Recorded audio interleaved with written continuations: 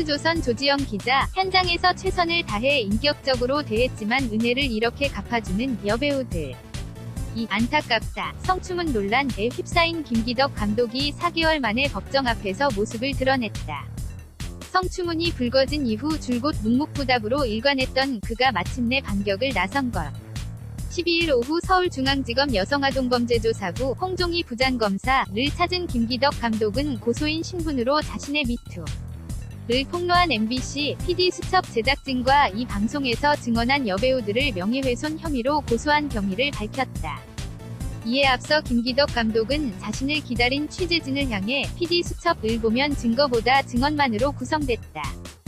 객관적인 방송인지 규명하기 위해 법원을 찾았다. 고 말문을 열었다.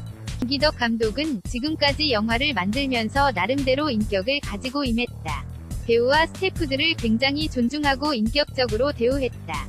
또 이런 이유로 많은 신인 감독을 데뷔시키기도 했고 최선을 다해 인격적으로 대하기도 했다. 몇몇 사람은 섭섭했는지 모르겠지만 은혜를 이렇게 갚는 게 어디 있나 안타깝다 며 울분을 토한 뒤 법원으로 향했다.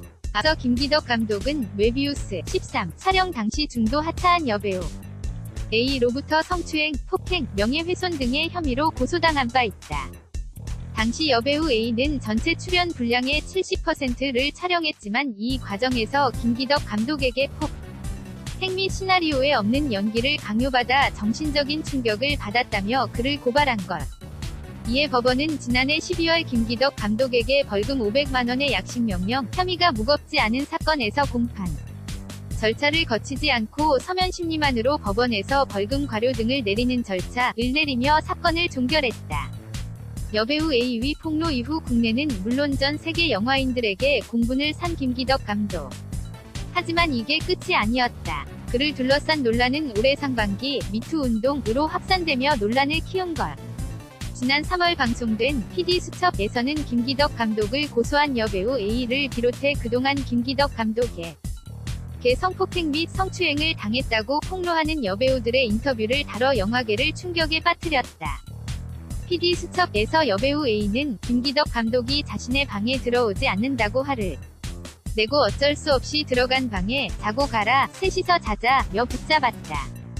성관계를 요구했고 나는 너무 끔찍했다 며 밝혔고 김기덕 감독의 작품 출연이 확실시된 상황에 출연을 포기한 여배우 B는 김기덕 감독과 미팅에서 내가 너의 가슴을 상상하니 복숭아일 것 같다. 내 성기가 어떤 모양일 것 같아. 내가 내 몸을 보기 위해 같이 가서 몸을 확인할 수 있느냐 등의 말을 2시간 동안 이어졌다. 고 폭로했다.